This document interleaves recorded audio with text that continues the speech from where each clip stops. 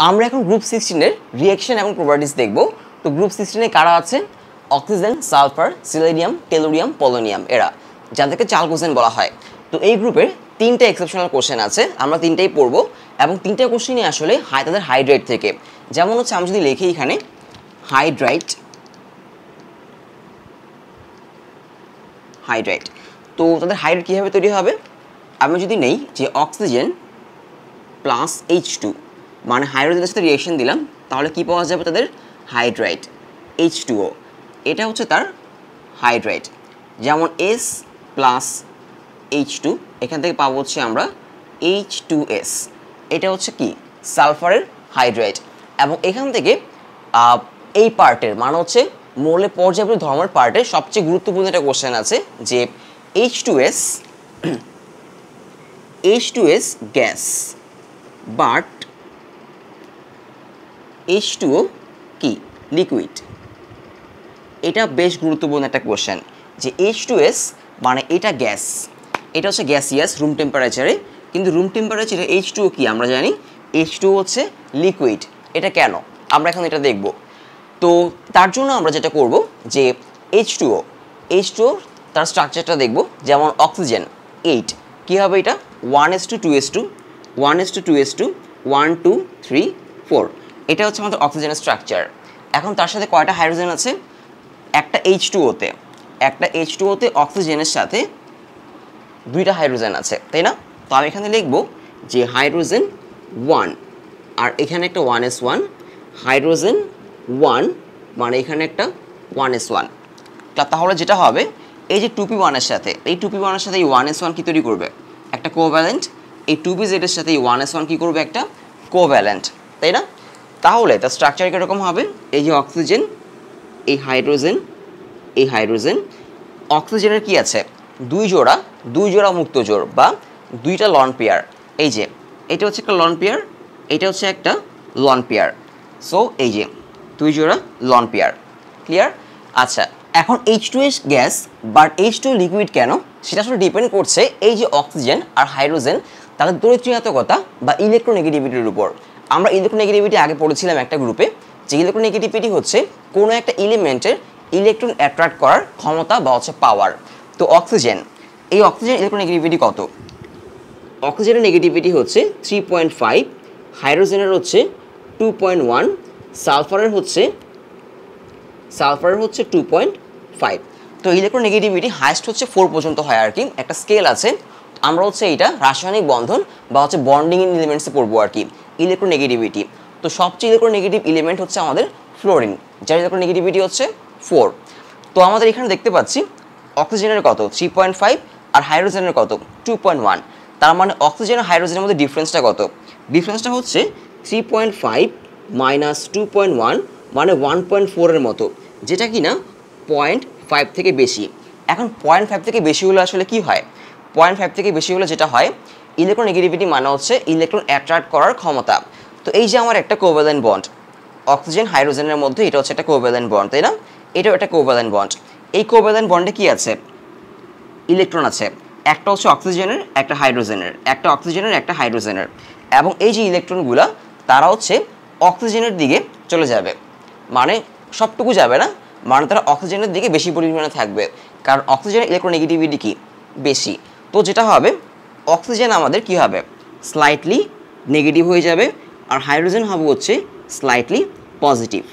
এটাকে বলা হচ্ছে পোলারাইজেশন। কি বলে? আমি এখানে লিখি, এটাকে বলে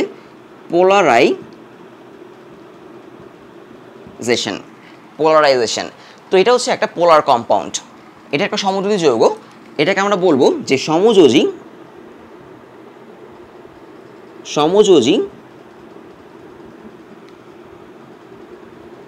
পোলার যৌগ বা হচ্ছে পোলার কম্পাউন্ড আর কি। পোলার কাদেরকে বলবো আমরা? যেসব সমযোজী যৌগে বা যেসব কোভ্যালেন্ট কম্পাউন্ডে কি তৈরি হবে এরকম প্লাস মাইনাস তৈরি হবে। এখন ওইসব সমযোজী যৌগে বা কোভ্যালেন্ট বন্ডে আসলে প্লাস মাইনাস তৈরি হবে যেখানে দুইটা পরমাণুর মধ্যে তড়িৎ ঋণাত্মকতার পার্থক্য, তড়িৎ ঋণাত্মকতা বা হচ্ছে ইলেকট্রোনেগেটিভিটির পার্থক্য কত হবে? 0.5 থেকে বেশি হবে। এখানে অক্সিজেন আর হচ্ছে হাইড্রোজেন তাদের তড়িৎ ঋণাত্মকতা বা ইলেকট্রোনেগেটিভিটির পার্থক্য খেয়াল করে দেখো, 3.5 মাইনাস 2.1 মানে 1.4, অনেক বেশি। 0.5 থেকে অনেক বেশি।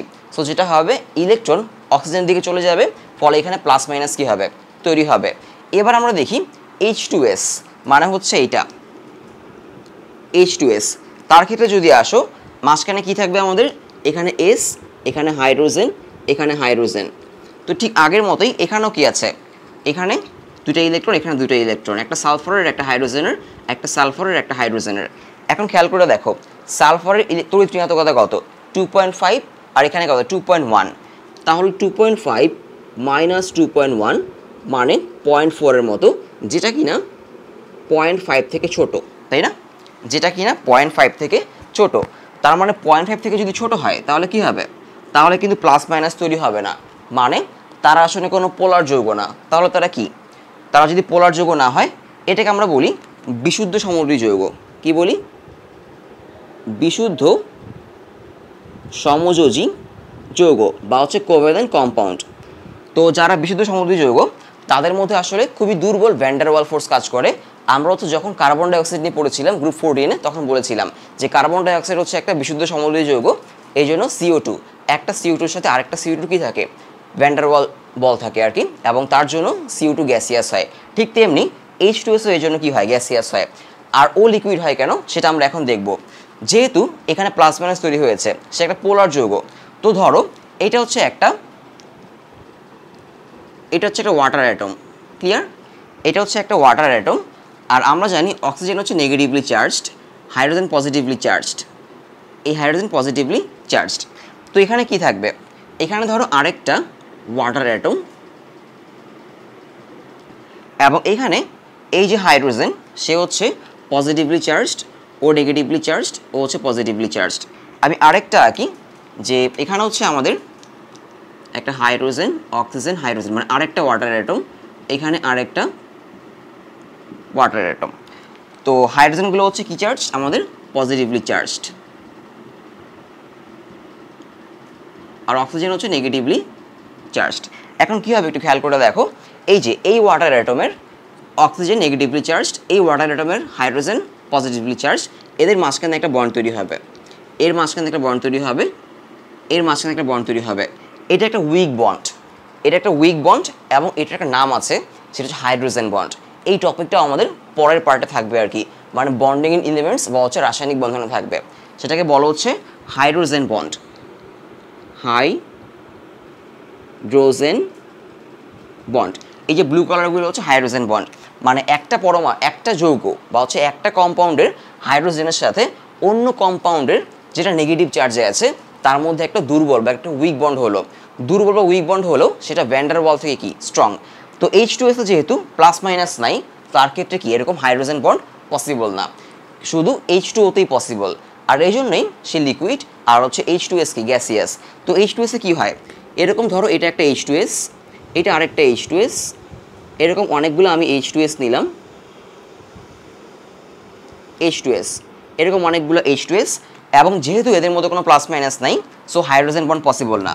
তো প্রত্যেকটা H2S-এর মধ্যে একটা উইক বন্ড বা একটা দুর্বল বন্ধন কাজ করে, সেটাকে বলা হচ্ছে ভ্যান ডার ওয়াল বল, যেটা হচ্ছে বিশুদ্ধ সমযোজী যৌগ যারা, মানে যারা পিওর কোভ্যালেন্ট বন্ড, এই যে H2S-এর মতো যারা বিশুদ্ধ সমযোজী যৌগ বা বিশুদ্ধ বা পিওর কোভ্যালেন্ট বন্ড, তাদের মধ্যে এরকম ভ্যান ডার ওয়াল ফোর্স কাজ করে। আর যারা হচ্ছে সমযোজী পোলার যৌগ, মানে হচ্ছে যাদের মধ্যে যারা পোলারাইজড, যাদের মধ্যে প্লাস মাইনাস তৈরি হয়, তাদের মধ্যে কি হয়, এরকম হাইড্রোজেন বন্ড তৈরি হয়। আমরা সামনে এগুলো নিয়ে আরও পড়বো।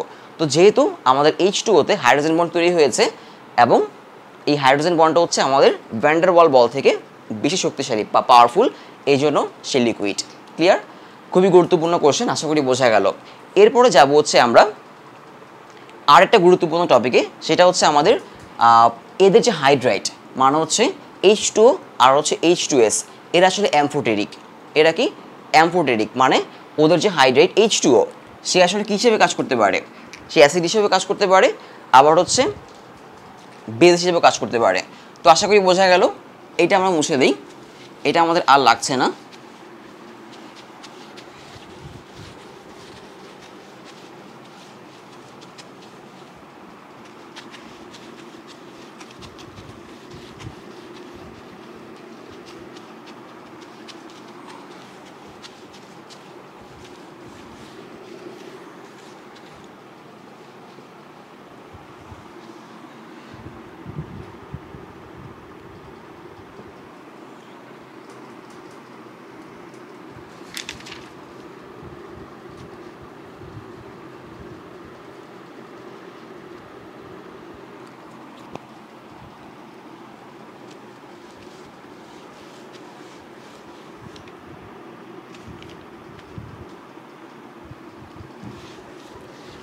আমরা এখন দেখবো হচ্ছে ওদের হাইড্রাইট হচ্ছে অ্যাম্ফোটেরিক।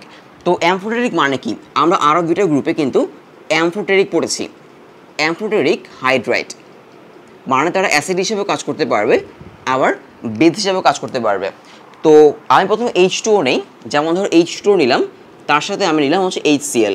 তো HCl কিন্তু কি একটা, HCl হচ্ছে একটা স্ট্রং অ্যাসিড, তাই না?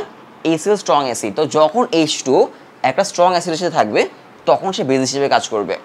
এখন দেখো যদি আমরা এর মধ্যে রিঅ্যাকশনটা করি H2 আর HCl, এখান থেকে আমরা কি পাবো, এখান থেকে পাবো হচ্ছে আমরা H3O plus plus Cl minus, H3O plus plus হচ্ছে Cl মাইনাস।